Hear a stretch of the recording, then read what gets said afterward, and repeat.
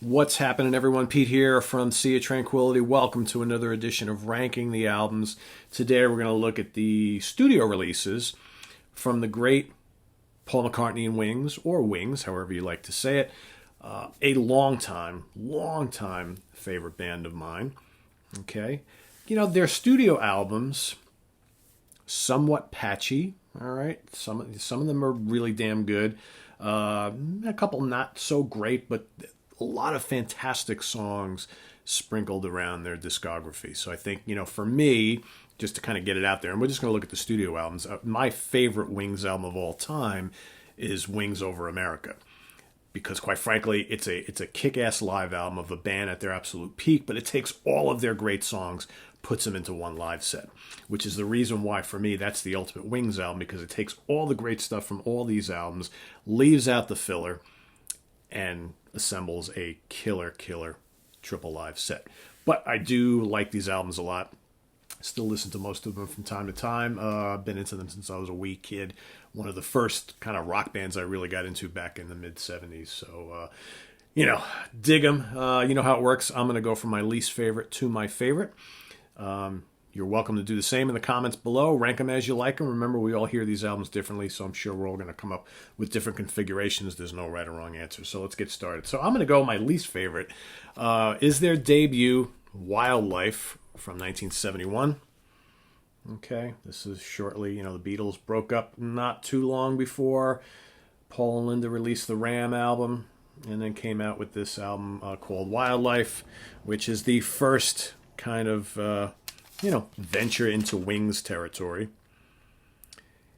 And never a huge fan of this album. I mean, it's got some fun songs on it, but it's kind of folky, right? It's kind of a little unfocused, all right? And this, of course, is the band that's got Paul on, vocals, guitars, bass, keyboards. You got Linda on co-lead vocals, and play some keyboards as well. You got Denny Lane, okay, of course, the great Denny Lane on guitars and vocals and keyboards. Danny Sewell on drums, and engineering done on this by Tony Clark and Alan Parsons. So the kind of very, very early times of the band, all right, so we would see couple different lineups through the next couple of years before they kind of solidified on what many consider their classic lineup. But and there's some fun songs on here. The title track is pretty good. Mumbo, Love Is Strange, Tomorrow, Dear Friend. I just find this album just kind of all over the place, stylistically speaking, and not as memorable as the material that would start coming out from the guys not long after. So things take a little bit of a better turn next. My next in line here is Red Rose Speedway. Okay. I remember having this LP back in the day and thinking, what a wacky looking album cover that is. Here is where I think that they're becoming more of like a rock band. Okay, and this one came out in 1973. So 2 years later, the band kind of struggling to get any sort of attention, right? Trying to do some tours, small tours. You would think, Paul coming from the Beatles, big business right away. It didn't really work out that way, right off the bat. Okay, here we've got in the band alongside Paul and Linda and Denny, you got Henry McCullough on lead guitars. Okay, coming over from, of course, Joe Cocker's band. Okay, and you've got Denny Sewell still on drums. You got some additional electric guitars from Hugh McCracken and David Spinoza. All right, of course, I got Alan Parsons also doing the engineering on this particular album. This album would, do much better. All right, both Wildlife and Red Rose Speedway would go gold.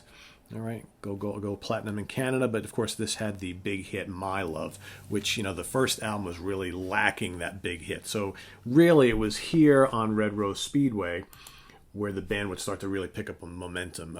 Big Barn Bed, Get on the Right Thing.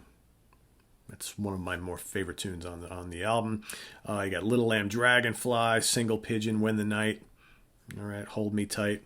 A lot of songs. Again, not a overly strong record. Little disjointed, but some good tracks on there. It really wasn't until the next album where they were really kind of all of a sudden everything would gel. All right, so the next up on my list, and how many we got here? We got 1, 2, 3, 4. This is number 5, so we're looking at 7 studio albums. So coming in at number 5 is going to be London Town, released in 1978, March of 78. Okay, this again marks the band after some transition because you had a lot of lineup changes throughout their career. This is kind of more of a kind of almost like melancholy pop album, I would say. I remember when this came out, I remember buying this, as soon as it came out, and I was, this is riding high on the wheels of Wings Over America, Bands Over the Run, Venus and Mars, all those really strong albums. And then this came out, and then all of a sudden, Jimmy McCullough, their Scottish young guitar player, no longer really in the band. He contributes to this album, but he was basically out of the band already. So here, Joe English also, their drummer. All right. So by this album, it's basically down to the trio of McCartneys, I should say, and Denny Laine, hence them featured on the cover.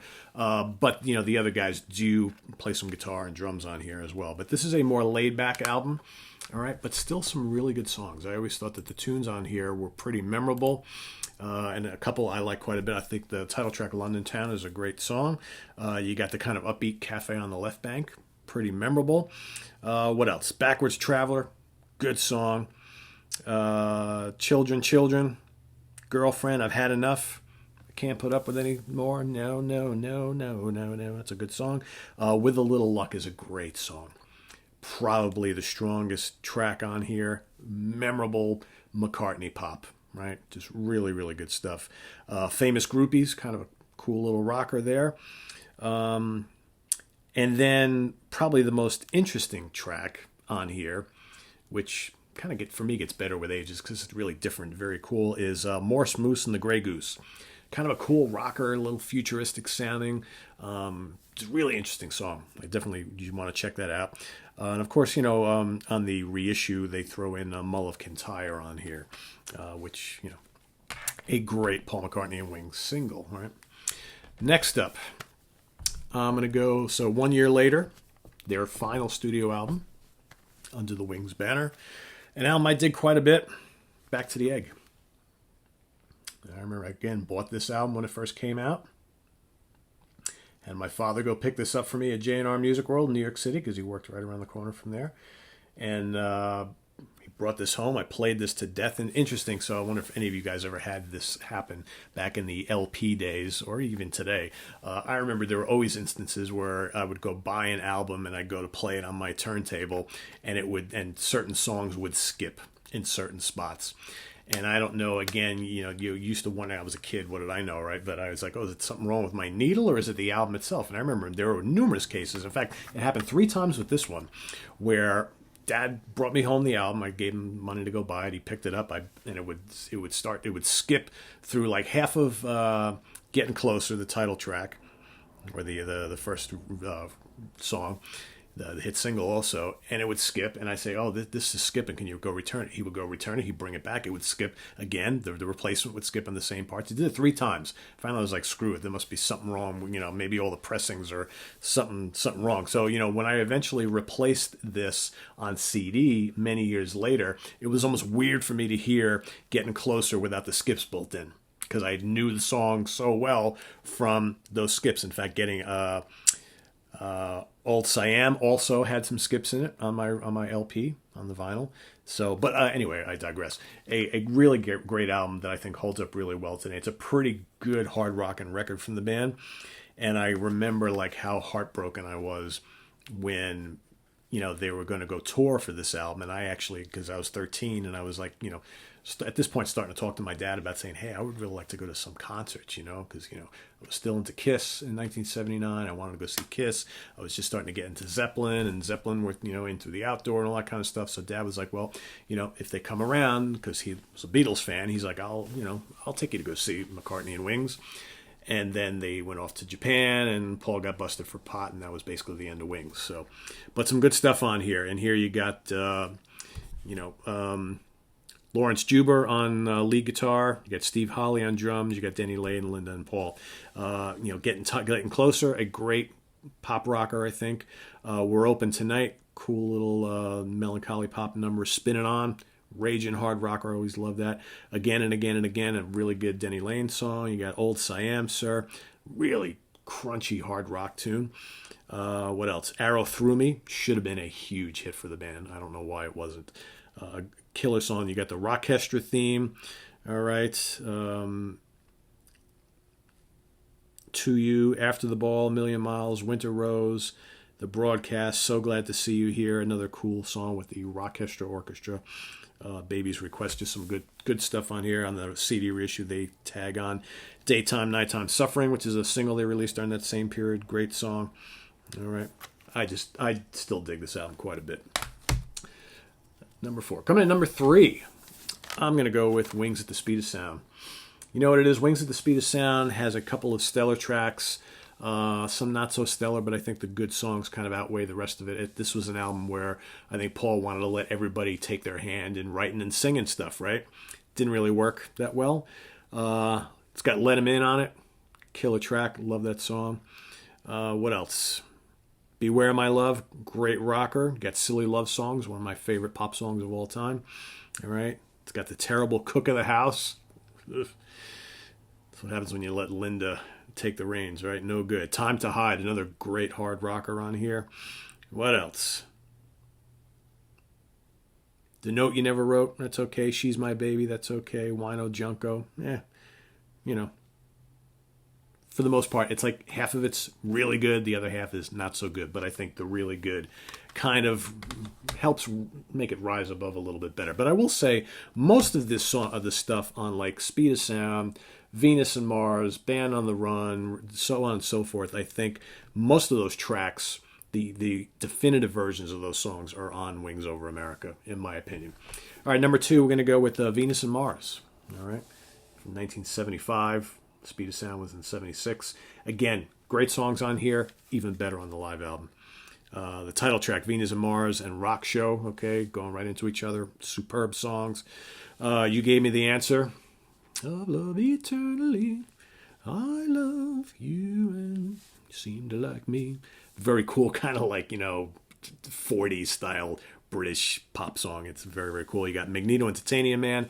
If you're a Marvel comic fan, you know who those guys are, but a really good rockin' song. You got the incredible Lettin' Go. All right. Spirits of Ancient Egypt. Very cool hard rockin' song. Great Denny Lane vocal on that. You got Medicine Jar. Killer heavy rock song with, of course, blistering guitar work and sung by Jimmy McCullough. All right, you got Call Me Back Again, Listen to What the Man Said.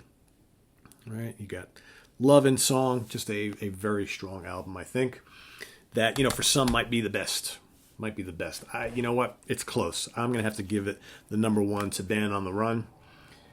I just think probably the more legendary songs are on here, although Venus and Mars may be top to bottom a little stronger. Hard to say. This is their biggest seller right here. So, of course, they went from Rose Speedway selling, just going gold, at least here in the U.S., and then basically later that same year they pumped out Band on the Run. It's amazing how the difference between Rose Speedway early in the year and then just a few short months later, they pump out Band on the Run and knock it out of the park, and it goes on to sell like triple platinum or something like that. So here you got the title track, killer, legendary song. Jet, might even like Jet better than Band on the Run. They're probably like 2 of the best, top 5 Wings songs of all time. You got the lovely Bluebird. You got Mrs. Vanderbilt.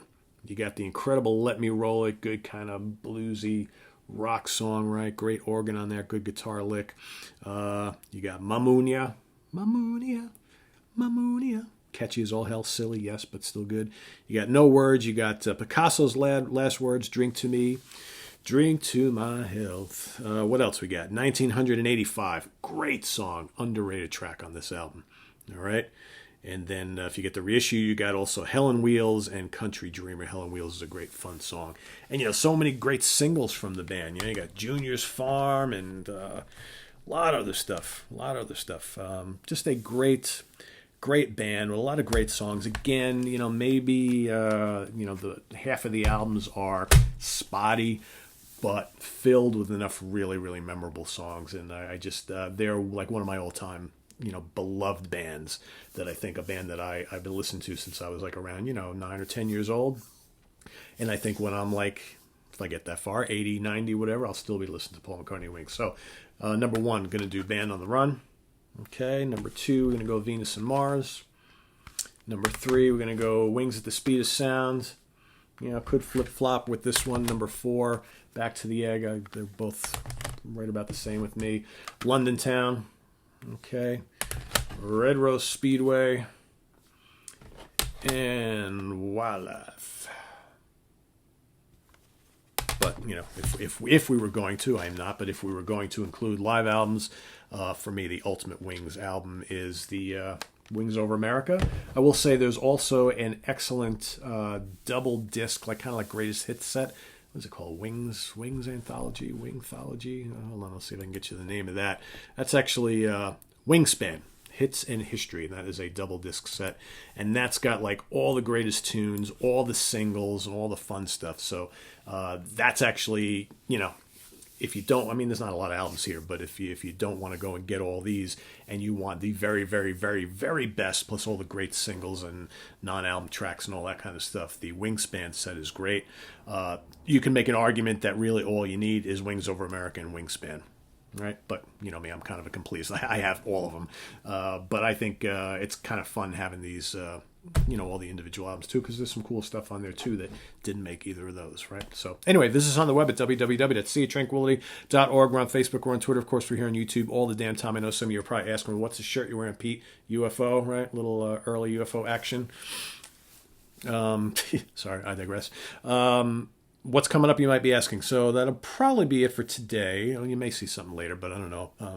Pretty busy Saturday pumping out stuff here today. Make sure you go check out the videos that we've just posted. Chicago and Megadeth, right? If you missed them. Coming up tomorrow, we've got Top 10 Songs with my friend Jack Toledano and I listing our 10 favorite tracks from Accept, German heavy metal legends, all right? Ranking the albums from Motorhead. Ranking the albums from prog rock legends Camel.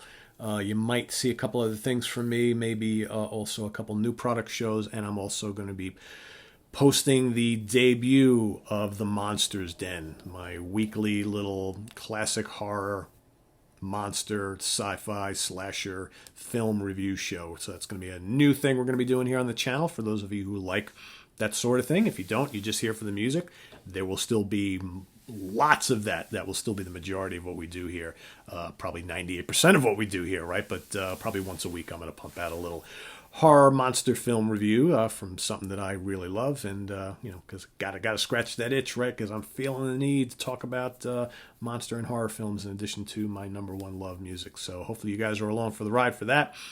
So this is on the web at www.seatranquility.org. We're on Facebook, we're on Twitter, of course. We're on the mighty YouTube all the damn time. And I feel the need, I got to say it again, because I put on that public service announcement post the other day urging everybody to check out the playlist. And it's like, even though like thousands of people have watched it already, like on the couple videos I posted today, people like, Pete, when are you going to do ranking the albums of this band? When are you going to do ranking the albums of this band? Have you ever done a show on this band? And it's like, I just did it like 3 weeks ago. Please go look at the playlist, people. Please. I know not everybody watches every video on here. I get it. But instead of just, because, you know, you got to understand, there are hundreds of people commenting, all right, in the comments section of every video now. There are hundreds of people who are watching a video and sending me an instant message on Facebook saying, Pete, are you ever going to do a show on this? It's like, guys, I can't respond to everybody. I don't have the time. I just don't. There's way too many. Please check the playlist, all right? I set them up for a reason. Every video is categorized. It's very easy to find stuff. So before you go, you know, sending out a question to me in the ether that may never get answered, waiting to see if your favorite artist is going to get discussed on this channel, go check out the playlist. There's a great chance that I've done the majority of what you're asking for, and have already, okay? And, you know, I also, a lot of times at the end of the videos, I tell you kind of what's in the pipeline. Maybe I need to do a weekly pipeline so you guys know what's coming. I don't know. I try to do them like once or twice a month. But I've mentioned, I mean, like just on the Megadeth video, all right? I got all these people asking, are you ever going to rank Metallica's albums? I've said it numerous times that Metallica is on my list to do. I'll get to everything as I get to it. Please be patient, all right? I'm not trying to be a jerk here. I'm just like, you know, it's the same questions over and over and over again that I answer over and over and over again. So it gets a little maddening at times. Anyway, just be safe, everybody. Have a good rest of the day. Enjoy your rest of your Saturday. And we'll see you probably tomorrow, all right? Take care. Bye-bye.